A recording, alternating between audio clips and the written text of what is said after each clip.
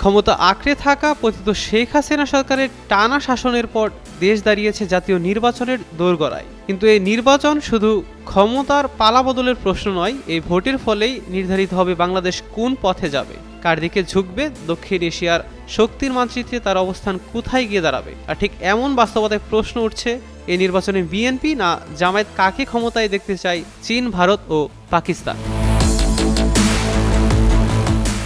আল জাজিরার এক্সপ্লেইনার বলছে, এই নির্বাচনের দিকে শুধু দেশের জনগণই তাকিয়ে নেই, চোখ রাখছে দক্ষিণ এশিয়ার তিন প্রভাবশালী দেশ চীন, ভারত ও পাকিস্তান। কারণ শেখ হাসিনার পতনের পর বদলেছে বাংলাদেশের রাজনৈতিক ভারসাম্য, আর সেই পরিবর্তনের ঢেউ লেগেছে আঞ্চলিক রাজনীতিতেও। দীর্ঘদিন ধরে বাংলাদেশ ছিল ভারতের কৌশলগত বলয়ের গুরুত্বপূর্ণ অংশ। শেখ হাসিনার শাসনামলে সীমান্ত নিরাপত্তা, বিদ্যুৎ, বাণিজ্য ও সংযোগ খাতে দুই দেশের ছিল অসম চুক্তির ঘনিষ্ঠ সম্পর্ক।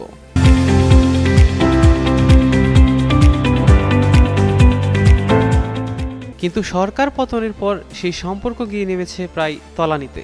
ভারতের উদ্বেগ, বাংলাদেশে এমন কোনো সরকার যেন না আসে যারা ধর্মভিত্তিক রাজনীতি বা ভারত বিরোধী অবস্থানকে রাষ্ট্রীয় নীতিতে পরিণত করে। বিশেষ করে জামায়াত ইসলামীর সম্ভাব্য উত্থান নয়াদিল্লির জন্য একটি বড় নিরাপত্তার শঙ্কার মতো। তবু বাস্তবতা মেনে ভারতের এখন একটাই আশা, যে সরকারই আসুক না কেন সে সরকারই যেন তাদের জন্য খোলা রাখে সংলাপ ও সহযোগিতার পথ।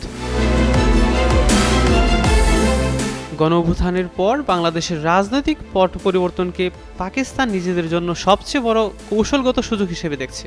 দীর্ঘদিনের বৈরিতা পিছনে ফেলে সাম্প্রতিক সময়ে উষ্ণতা বেড়েছে ঢাকা ইসলামাবাদ সম্পর্কে। শুরু হয়েছে সরাসরি বাণিজ্য, পুনরায় চালু হয়েছে বিমান চলাচল, সে সাথে সামরিক সংলাপও। এর সবই হলো বাংলাদেশের সাথে পাকিস্তানের সম্পর্ক ঘনিষ্ঠ করার লক্ষ্য। সেই কারণে জামায়াত ক্ষমতায় এলে ইসলামাবাদের সন্তুষ্টি সবচেয়ে বেশি হবে বলে বিশ্লেষকদের মন্তব্য। তবে বিএনপি ক্ষমতায় বসলেও পাকিস্তানের আপত্তি নেই কোনো। কিন্তু পাকিস্তান আবার এটাও মানতে চায় না যে ঢাকা নয়াদিল্লির দিকে বেশি ঝুঁকে পড়ুক। এই তিন দেশের মধ্যে সবচেয়ে বাস্তববাদী অবস্থানে রয়েছে চীন। বেজিংয়ের কাছে নির্বাচনের ফলাফলের চেয়ে সবচেয়ে বেশি গুরুত্বপূর্ণ হলো রাজনৈতিক স্থিতিশীলতা।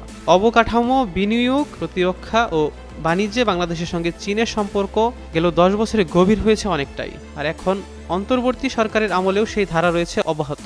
ফলে বিএনপি ও জামায়াত উভয় পক্ষের সঙ্গে যোগাযোগ রাখছে চীন, কারণ যে সরকারই আসুক না কেন সম্পর্ক বজায় থাকবে অটুট। তবে নতুন সরকার যুক্তরাষ্ট্রের প্রভাবের দিকে বেশি ঝুঁকে পড়ুক, এটাও চায় না চীন।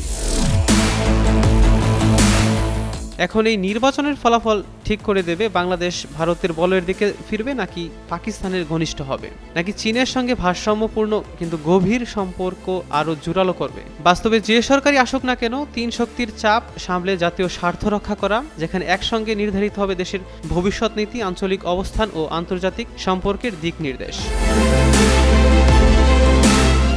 সাব্বির হোসেন হিরণ, যুগান্ত নিউজ।